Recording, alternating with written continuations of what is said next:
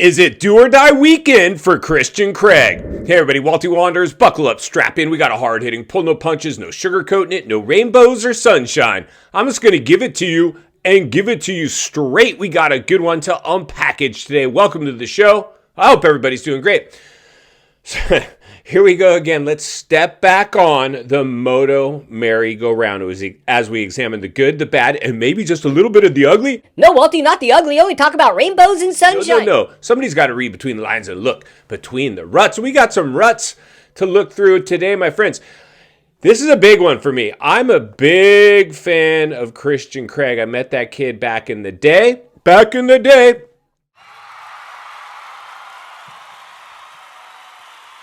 When I was rocking Moto Star and met him on a track walk. He was just a cool kid. Then I met him a few years ago when he was on Star Racing Yamaha, when he ended up winning the West Coast Lights, and it was that battle that he had going with, it wasn't even a battle, but Vince Freeze just kept cleaning him out.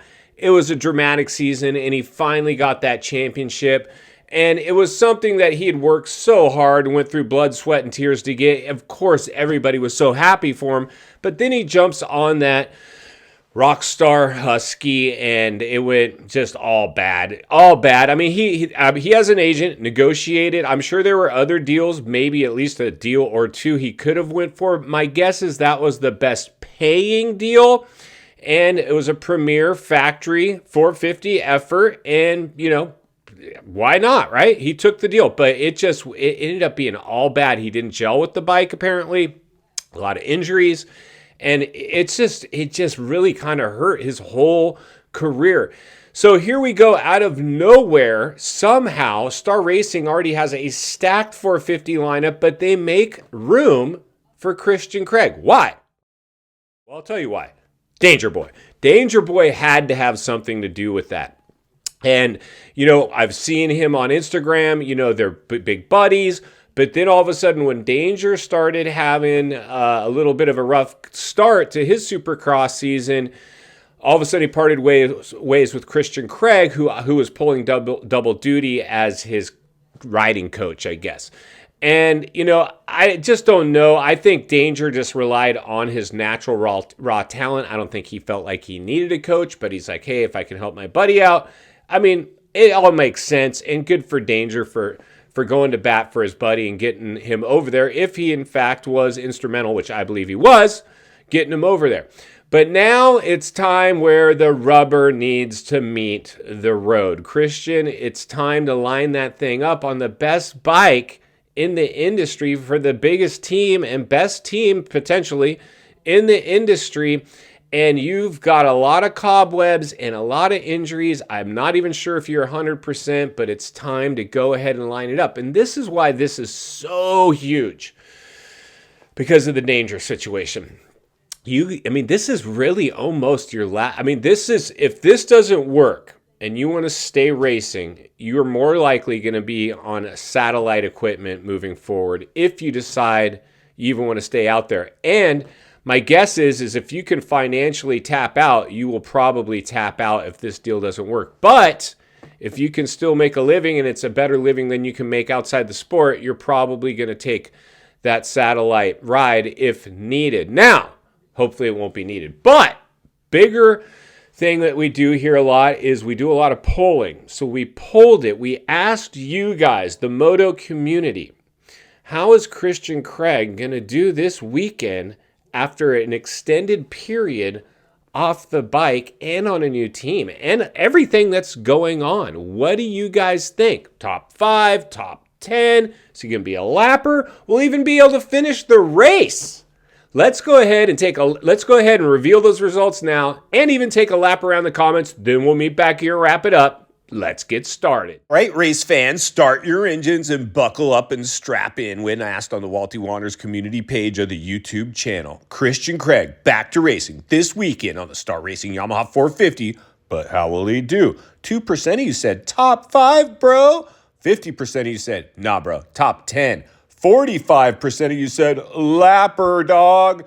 And 3% of you said DN to the F. Well, let's go ahead and take a lap around some of the comments.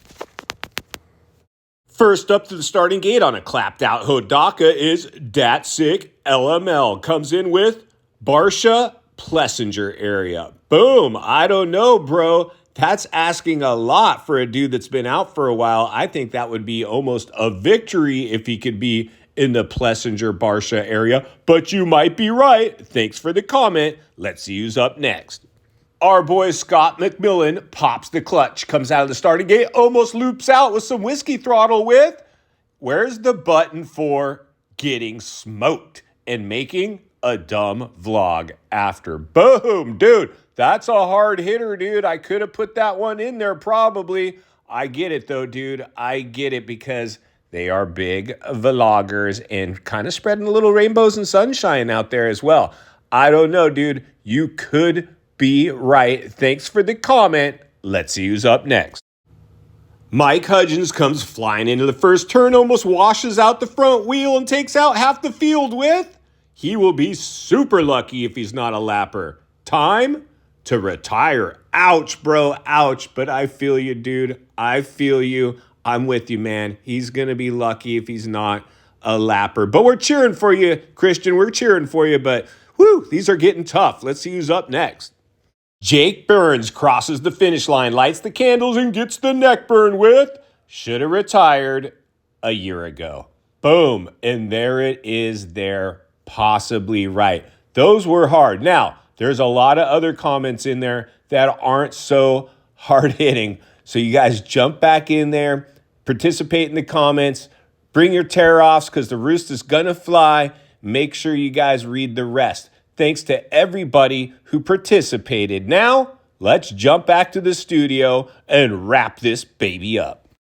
All right, friends, welcome back. And there you go. The majority of you guys pulled in at top 10 or lapper. Because in this decimated field, dude's going to easily, if depending on the track, lap up into the top 10. So you could potentially get a top 10 and still get lapped in the current field because there's so many guys missing. Now, personally, for me, now I hate to say this, Christian, bro, you know I'm cheering for you, dude. I want you to prove me wrong. But if I was a betting man, which I'm not, calculated risk, maybe, I'm thinking you're probably a lapper more than a top 10 guy if I had to put money on it. Now, I'm cheering that you're going to get a top 10. I was talking to one of you guys, think over Messenger on Instagram, and top 10 would be phenomenal. Like, I'm sure I bet you Christian Craig for himself, if he's setting any expectations, my guess, I mean, it almost has to be a top 10. I was about to say, just finish the race, dude. Make sure you get through the race in one piece, and you can just finish the race. I think it's super important that you're not a lapper. And there's a really good chance you will be. I think a top 10 without getting lapped is going to be a massive, massive victory for you. And that's where you've got to stay, I believe, for the rest of the season. And I'm not even sure a top 10 guy keeps that ride unless you're willing to ride for a discounted rate. Maybe they keep a bike available for you. But my guess is even a top 10 might not be enough to keep that ride. And final thoughts, I come to you as a friend, as a content creator, as a moto guy that wants to see you not only win on the track, off the track. Understand the waters you're swimming in now. They're shark infested.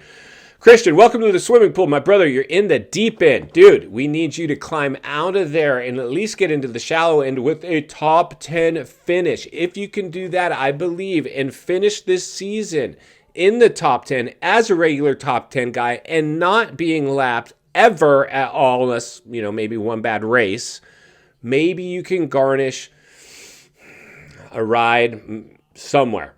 Definitely a satellite ride. Maybe factory. It's gonna be hard though, dude, because most factory teams aren't looking for top 10 guys unless they want it to be the supporting cast. And even then, I think the factories now want even more. And that's why Walty will be here to blow the lid off it every step of the way.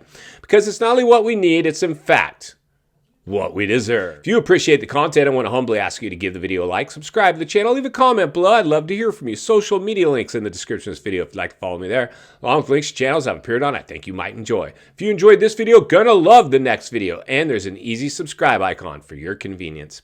As always, thank you for your time. Don't go over the bars. God bless, and I'll see you on the next video.